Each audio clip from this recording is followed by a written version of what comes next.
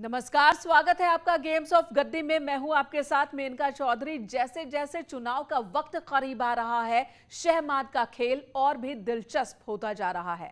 आज बात होगी कांग्रेस की और उससे जुड़े सवालों की। उत्तर प्रदेश में चुनाव से पहले कांग्रेस कसरत तो कर रही है, लेकिन मौजूदा हालात में उसके सामने कई सवाल खड़े हैं।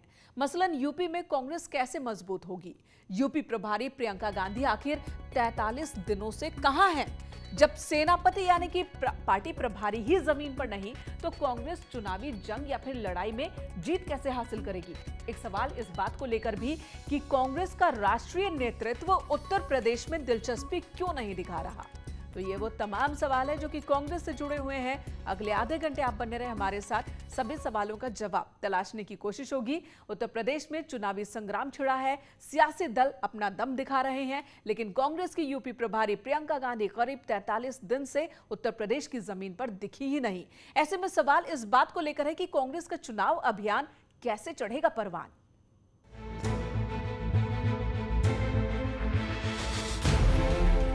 देश के सबसे बड़े सूबे में करीब 6 महीने बाद विधानसभा चुनाव होने हैं।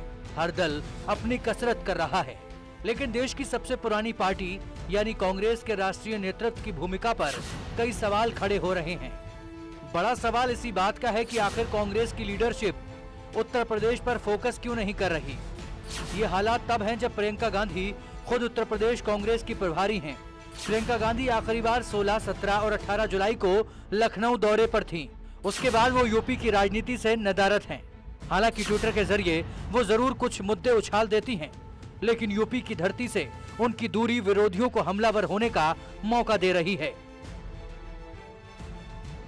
कांग्रेस 0/0 होने वाली है और इसका एक और कारण है, वो बड़ा कारण है। चाहे सोनिया गांधी हो, चाहे राहुल गांधी हो, चाहे प्रियंका वाड्रा, वो ट्विटर की राजनीति करते हैं, जमीन पे उतरते कहाँ हैं? जमीन पे उतरेंगे तो सच्चाई समझ आएगी। तो ट्विटर के राजा जो महाराजा है और महारानी है, वो खाली ट्विटर पे ही रहेंगे और पार्टी 0/0 रहेगी। प्रियंका गांधी 18 महीने बाद जुलाई में लखनऊ पहुंची थी, मगर तब से उनका यूपी ना जाना कांग्रेस की कमजोरी को भी उजागर कर रहा है। वैसे भी कांग्रेस की पतली हालत को लेकर किसी जमाने में यूपीए की सहयोगी रही पार्टियां और उनके बड़े नेता लगातार तंज कसते रहे हैं। इससे समझा जा सकता है कि देश में आज कांग्रेस पार्टी के जनाधार की कितनी बुरी हालत है। इसके साथ ही देश के किसी भी राज्य में जब विधानसभा का आम चुनाव होता है या देश में लोकसभा का भी आम चुनाव होता है, तो तब इनको खासकर यूपी जैसे कमज़ोर राज्यों में आसानी से चुनाव लड़ाने के लिए उम्मीदवार तक भी नहीं मिलते। उत्तर प्रदेश की सत्ता को कांग्रेस 3 दशक से छू तक नहीं पाई है। 2017 यूपी विधानसभा में कांग्रेस के सिर्फ 7 सदस्य चुने गए, जबकि 2019 लोकसभा चुनाव में महज रायबरेली की ही सीट कांग्रेस के खाते में आई थी। पार्टी के तत्कालीन राष्ट्रीय अध्यक्ष राहुल गांधी अमेठी में अपनी सीट तक नहीं बचा पाए। लगातार कमजोर होती पार्टी के संभालने का जिम्मा प्रियंका गांधी ने संभाला।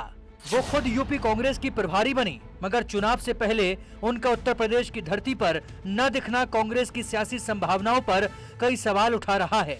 हालांकि पार्टी नेताओं के सपने कुछ अलग ही हैं।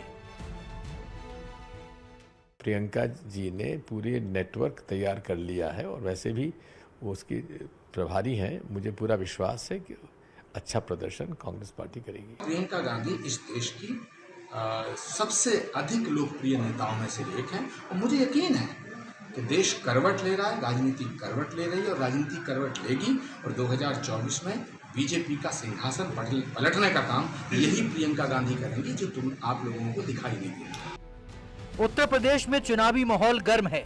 तमाम राजनीतिक दल अपनी अपनी रणनीति को अमली जामा पहना रहे हैं, लेकिन कांग्रेस प्रभारी प्रियंका गांधी का 43 दिन से उत्तर प्रदेश न जाना